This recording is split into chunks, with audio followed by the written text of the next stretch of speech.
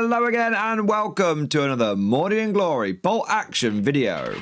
In today's episode we shall be casting our ever critical eye over some more bolt action tanks. Recently we have been looking at a lot of American heavy tanks like the Pershing and the Jumbo Sherman, but I thought it would be cool to go to the other end of the spectrum and look at one of the most famous light tanks of the entire war, used by all of the Allies, incredibly successful.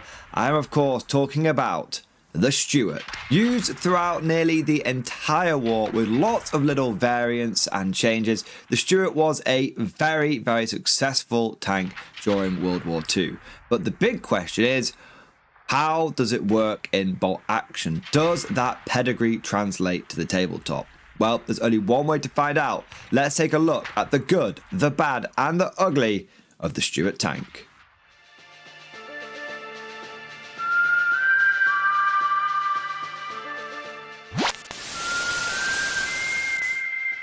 Now, normally I would start off this video with a brief overview of the unit in question, but the Stuart has got a lot of different variants. So what we're going to do is start off by looking at the basic M3 Stuart and then working our way through the different variants such as the M3A1 all the way up to the M5A1. Small side note, the variants we're going to be concentrating on are the ones that you can find in the Armies of the United States book.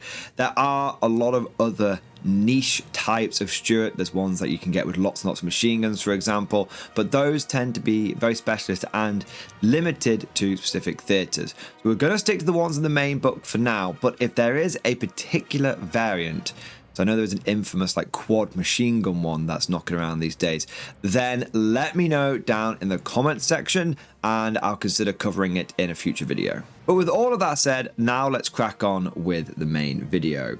So your basic M3 is the early to mid-war variant. Its principal service for the United States was 1940 to 1942, and almost 6,000 of them were manufactured. So it's a very common vehicle, and this is one of the best bits about the Stuart in general. You'll find with a lot of these different variants, they were produced in very high numbers. Some of the more specialist ones, not so much, but generally speaking, you can throw a Stuart into almost any American list and it will have a place there, and it won't feel like it's ahistorical or somewhere it shouldn't be.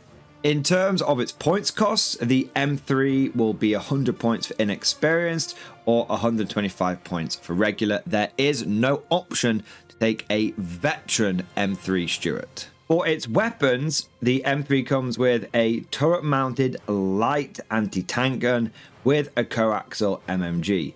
But very interestingly, it comes with two forward-facing hull-mounted MMGs. Unlike a lot of tanks which only get one coax and one in the hull, this one is potentially rocking 3 MMGs from the get-go. This gives it a phenomenal amount of anti-infantry firepower and really is one of the main reasons you're taking it. The lighter tank gun, well, it's backup. It's what I like to call supplementary anti-tank. When you start getting into the realms of medium tanks versus medium tanks, light AT is only really good for popping things like Armor 7, Hanamags and things like that, or trucks. But being able to have lots and lots of machine guns is very good because bolt action is primarily an infantryman's game. So the more ways you have of scything down those infantry and the more ways you have of spaffing those pins out is excellent. We then have the damage value, and the Stuart is a light tank, so it has an armor value of 8+. This is quite nice actually. A lot of these early war light tanks do actually end up just being like sort of armor 7, but this is a proper light tank and so it gets 8+, which is quite tasty. In terms of its options, you may make it a recce vehicle for 10 points. A lot of people will probably do this because recce is a very powerful rule. It allows you to avoid incoming fire and potentially make your enemy waste a valuable unit trying to hit a recce vehicle. But there is also another special rule, which is vulnerable. Because of the riveted construction, all shots to the side and rear of the vehicle get an additional +1 penetration modifier, i.e. in total +2 for side hits, +3 for rear hits. This is quite aptly going to make the tank very vulnerable. Stuart's have got a lot of DACA, but they will be popping easily. Overall, I really like the basic M3 Stuart. It's cheap. It comes with a lot of anti-infantry firepower. It can be chucked in a list and you don't really care if it dies or not because it's just a cheeky light tank. And even though it only has a light AT gun, if you were to have this in your list and then a Greyhound and then a guy with a bazooka, that's a lot of anti-tank. That's 2 light AT guns and a bazooka. That would be more than enough to start throwing some pins around and threatening vehicles from multiple sides, especially some of those bigger German tanks where the enemy may only have one vehicle and one-on-one it'll beat yours, but when that enemy vehicle is getting hit in the sides, one on the left, one on the right, something in the front, the pins are going to start stacking up and it's going to start getting overwhelmed. But moving on to our next variant, we have the M3A1. This had a principal service of 1942 to 1945, so it's perfect for those people that want to do the late war games. And it was produced in a lot of numbers as well. So again, you can happily chuck this into any list with, according to the Bolt Action book, 4,621 of them being manufactured. For its points cost, it's actually a bit cheaper than the regular Stuart. 92 points for inexperienced, 115 points for regular, and you can take it as veteran for 148 points. This is very important because one of the big differences between the A1 and the basic M3 is it has a turret light anti-tank gun, but this time it is gyro stabilized, which means if you are a veteran tank with a gyro stabilized turret, you can move and shoot and the main weapon will not suffer the -1 to hit for advancing. However, whilst the main gun has the potential to be a lot more accurate and that does up the mobility of the vehicle in general, it has lost some of its anti-infantry capabilities with only a single coaxial MMG and a single forward-facing hull-mounted medium machine gun. Overall, it has 1 less machine gun than the basic M3. Apparently, this was done to make more room for the crew and to make it more comfortable, which is great for the real-life Stuart crews, but in the game, that means absolutely nothing, unfortunately. It does have a damage value of 8+, so it is a full-blown light tank, and it can take recce for 10 points, just like the other one, and it still has the vulnerable special rule, so it can get popped quite easily on the side or rear. The main difference between the M3 and the M3A1 is the points difference, so it's slightly cheaper to go for the A1 if you go regular, because you're not getting an extra machine gun. And if you do go veteran, you can have a main gun that's hitting a bit better. For the players, it's going to come down to what do you want this tank to do? What are you taking it for? Are you taking it for the extra AT? In which case, probably going for an A1 with the gyro stabilized turret is quite good. Or are you going for maximum DACA? Well, in that case, you might want to just sack off the recce, all that kind of stuff, and just go for your basic M3 and go for as many machine guns as you can. There was another variant of the M3A1, however, and this is the one with the Satan flamethrower. Only 20 of these were produced, and its principal service was 1943 to 1945. It was principally converted for the US Marine Corps in the Pacific Theater as well. So it's niche. Obviously that doesn't matter in like your pickup games or whatnot, but if you are a bolt action player that likes to play with certain theaters or certain time periods, you are going to have to take into account that this is only really for the Pacific. It's 108 points in experience, 135 points regular, and it is a light tank. Its weapons are a turret-mounted flamethrower with coaxial MMG and 1 forward-facing hull-mounted MMG. So basically, you take the light AT gun, throw that out, and put the flamethrower inside instead. There's no veteran option. There's no gyro-stabilized option here. But interestingly, it doesn't have the vulnerable special rule. It has the internal volatile fuel tank special rule, making it a potential fireball, so it's more likely to explode. But it's technically not vulnerable, which is kind of funny. So the M3A1 may explode as per the normal vehicle flamethrower sort of stuff, but it doesn't have the vulnerable on top of that as well. Leaving aside the fact that it is a niche theatre tank, there is, like I said, nothing stopping you from using this in a pickup game. Flamethrowers and vehicle flamethrowers are wildly effective, and having a flamethrower on a light tank like this is quite spicy. Unlike infantry flamethrowers, you have to get quite close. Your vehicle flamethrowers have got like a 12-inch range, and it's way better anti-tank than that light AT gun. So for 20 points more than your standard A1, you could get a Stuart which has got a weapon that can deal with absolutely everything. It very well may explode getting there. It does make it, it's going to be a nightmare for your opponent to deal with. Very strong variant. Do not overlook or dismiss. That just about covers all of the A1 variants, but we then have the final version of the M3, which is the M3A3 Stuart. This costs 135 points regular and 172 points veteran. There is no choice to take this as inexperienced, which is kind of fascinating. Now, its principal service was 1943 to 1945, so I think this is basically a late war tank, and it did get lots of numbers manufactured, with roughly 3,500 according to the bolt action book. So again, like I said at the beginning of the video, it's definitely a variant, it's definitely a tank that you can chuck in any late war American list, and it will have served pretty much everywhere and anywhere. Now, for your 135 to 172 points, you will get a gyro-stabilized turret-mounted light AT gun with a coaxial MMG and a forward-facing MMG. You'll also get the damage value 8+, and you'll also get the option for recce. So what is the big difference between the A3 and the A1? Because right now it just looks like you're paying 20 points more, or even more than that if you go for the veteran option, than just taking your standard A1. Well, the big difference is it's no longer vulnerable. So those side shots, those rear shots, aren't just going to go through one side and out the other. You might actually have to take a hit. It will be up to the player to decide whether paying those extra points is worth it. At the end of the day, it is a light tank. So saying it's no longer vulnerable and it's more durable, it's all relative, right?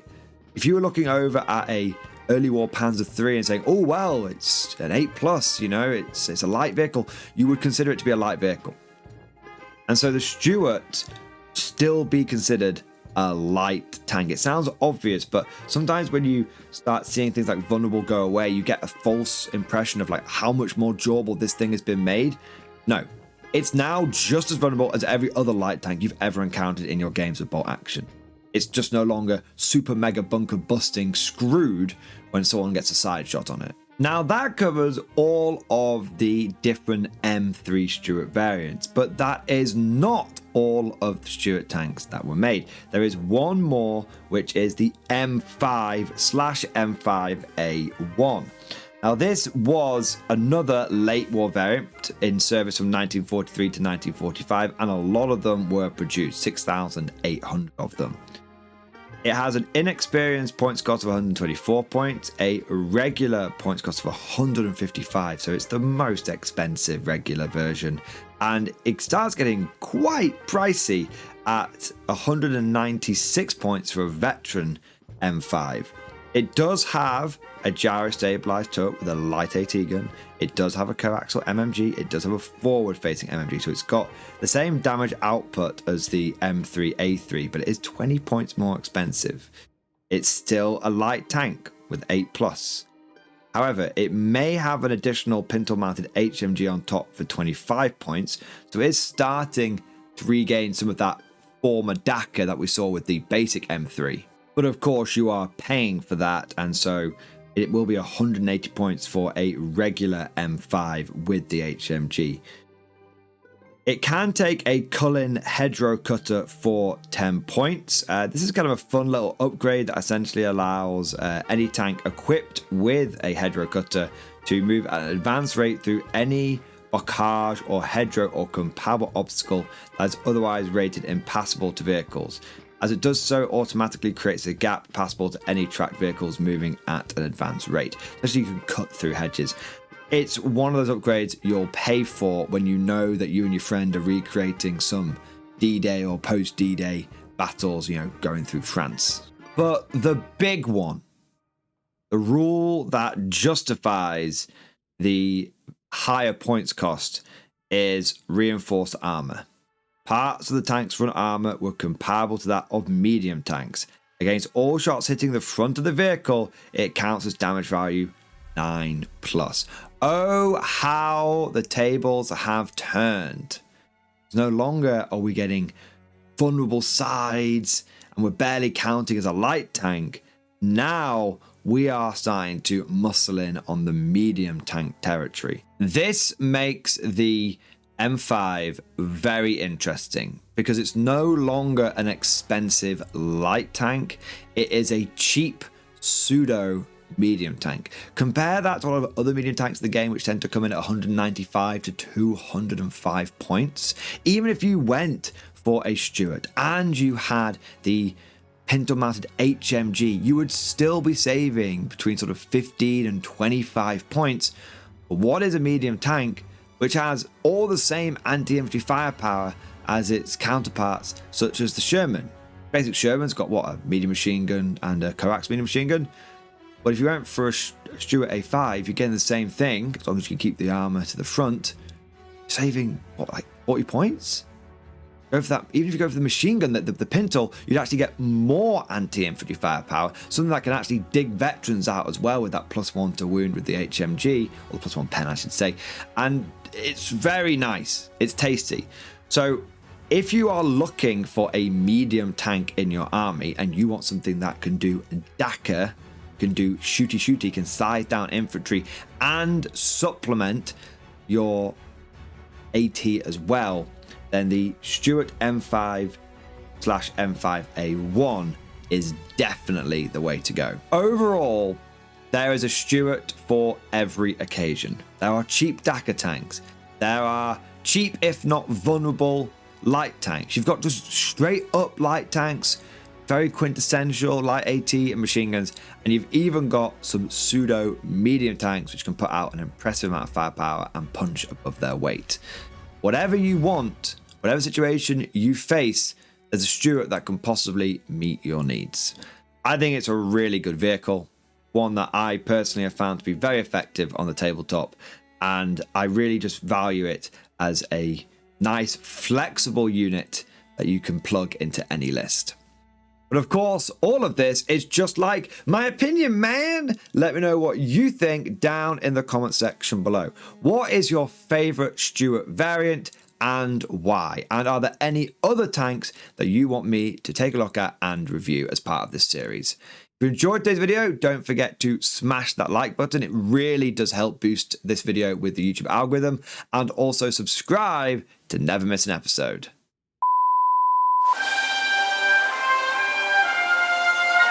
Would you like to know more? If so, then please consider becoming a channel member or patron. By supporting the channel, not only will you be doing your part, but you'll also be helping me create more content for your viewing pleasure and unlocking a whole host of perks. You get everything from a badge next to your name, custom emojis, but the big one is access to the Mordian Glory Discord server, an online community with almost 2,500 active members. It's always popping off in the MG Discord. We've got channels for army lists, hobbying, tactics, stories, and even a pretty spicy meme section as well. For all you greenhorns that wanted to see the Mordian glory hole, today is your lucky day.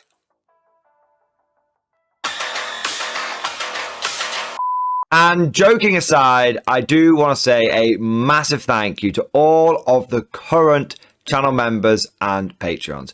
You guys are amazing. Truly the lifeblood of the channel. I could not do Mordian Glory full time without the incredible and generous support of my members. So thank you guys so much. And last but certainly not least, I want to say a personal thank you to all of my top tier Patreons. These are the War Masters, the people who have truly gone above and beyond the call of duty. So a heartfelt thank you to Alex Dengal, Bon Vert, Mad Larkin, Marcus Roberts, Mark Panconi, RJ Scorpion, Swordfish Trombone, Try Again Bragg, John Stubbs, Nick Walsh, Diesel Fox, and August Barney. Seriously, guys, thank you from the bottom of my heart. Your support is incredible and it makes a huge difference. Thank you so much. That's all for now. Hope you've all enjoyed today's video. And of course, as always, I'll see you guys next time.